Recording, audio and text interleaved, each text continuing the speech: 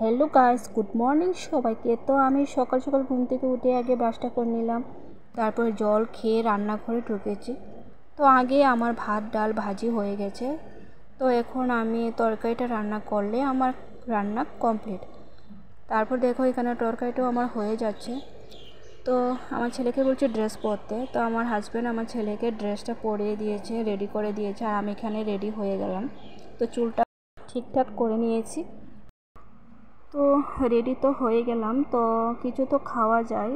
তো আগের দিন পিঠে বানিয়েছিলাম, তো আর একটু চা দিয়ে পিঠে দিয়ে একটু খেয়ে তারপরে আমি বেরিয়ে পড়লাম। তো যাওয়ার আগে একটু ঠাকুর প্রণাম করে তারপরে বেরিয়েছি।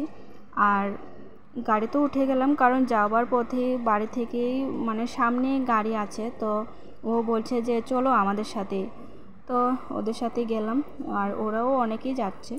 তো যাওয়ার পথে রাস্তাতে মানে অনেক ফৌজি দেখলাম, তো ওরাও ভিডিও করছি, যেহেতু তারা দেখলো আমাকে, দেখে হাই হ্যালো বলছে, ভিডিওতে উঠলো, তো খুব ভালো লাগলো।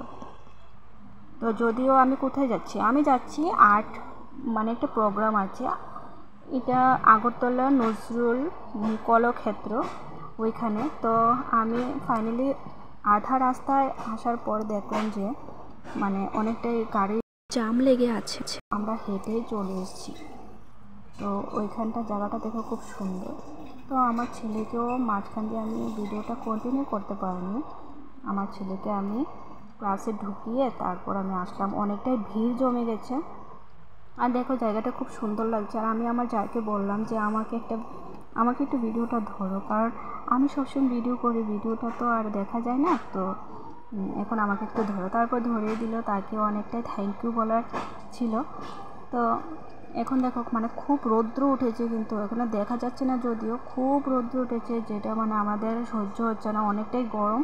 আর প্রচুর মানুষ এসছে দেখো এখানে। আর আমাদের বাড়ির সাথে যে আমার জার আছে, আর ওর সাথে সবার সাথে একটা সেলফিও নিয়েছি, আর এখান থেকে একটু ভিডিও করে নিলাম। তো দেখো সবাই তো না, যারা যারা নাচ প্রোগ্রাম করবে ওরাও ড্রেস পরে চলে এসছে। তো ভারত মাতাকে ভাবছি একটু সামনে থেকে তুলবো, ও চলে যাচ্ছে আর তুলতে পারেনি। তারপর দেখো সবাই বেরিয়ে গেছে, এখানে বলছে বন্দে মাতরম, তো আমরাও সাথে সাথে সবাই বললাম। তো ফাইনালি আমরা এখন রেলিতে চলে এসেছি। তো যাওয়ার পথে আমরা হেঁটে হেঁটে আর পাচ্ছি না, একটু বসেও গেলাম, কারণ অনেকটাই পরিশ্রম হয়ে গেছে, পায়েও ব্যথা করছে। তো আমরা এখন এমবিবি কলেজের সামনে, গেটের সামনে আমরা একটা ছবি তুলেছি। তো ওদেরকে সার্টিফিকেট দিয়েছে, সার্টিফিকেট দেওয়ার পর আমরা বাড়িতে যাওয়ার পালা। তো করে আমি অর্পিতা দিদির সাথে দেখা হয়ে গেল। তো ফাইনালি আমরা একটু ভিডিও করে নিলাম, ছবিও তুলে নিলাম। অ্যাকচুয়ালি দিদি এমবিবি কলেজের সামনে রিল বানাতে এসছে। তো এখন আমরা বাড়িতে যাচ্ছি। দেখো জায়গাটা খুবই সুন্দর লাগছে, সবাই তো চেনো, তারপরে দেখাচ্ছি। আর কি জানি একটা কথা বলতেছিলাম।